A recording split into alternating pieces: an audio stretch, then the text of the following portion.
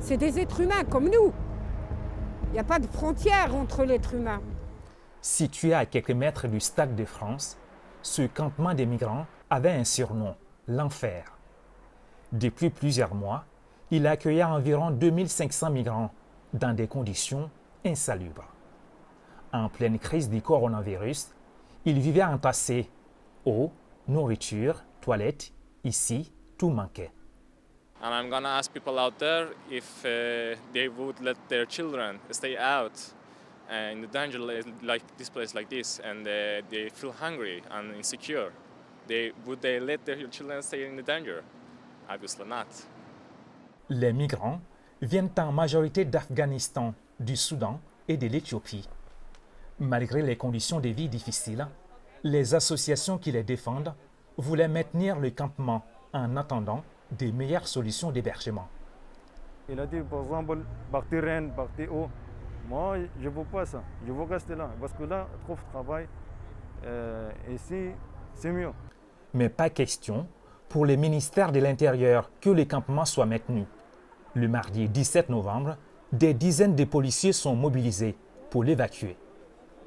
L'opération a commencé dès 5 heures du matin dans une ambiance électrique.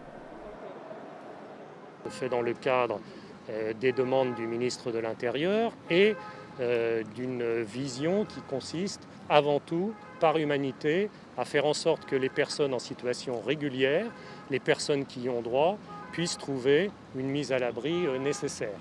Les personnes en situation irrégulière n'ont pas vocation à rester sur le territoire national, comme l'a rappelé plusieurs fois le ministre de l'Intérieur. Face à l'impressionnant dispositif policier, plusieurs habitants de Saint-Denis sont venus assister à l'évacuation. Solidaires des migrants, certains ne cachent pas leur colère et indignation. Je suis Jamila, une habitante de Saint-Denis, et ça me désole de voir ça. C'est-à-dire que ce n'est pas une solution de les déplacer, à chaque fois les déplacer. Il faut leur trouver une bonne solution une fois pour toutes. C'est des êtres humains comme nous. Il n'y a pas de frontière entre l'être humain.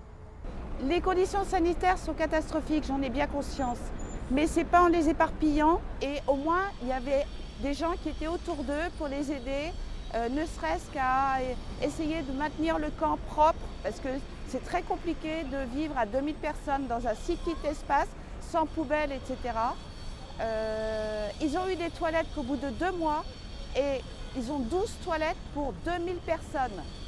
Imaginez les conditions sanitaires qu'on leur impose. Quelques centaines d'entre eux ont été conduits en bus vers des centres d'hébergement temporaires en région parisienne. Mais à la fin de l'évacuation, un millier de migrants est resté sans solution d'hébergement. Ils sont dispersés à coups de gaz lacrymogènes.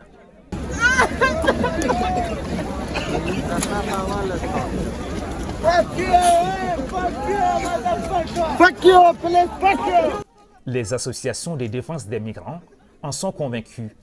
Avec ces centaines de migrants dispersés dans la ville, un nouveau grand campement devrait bientôt se former en région parisienne.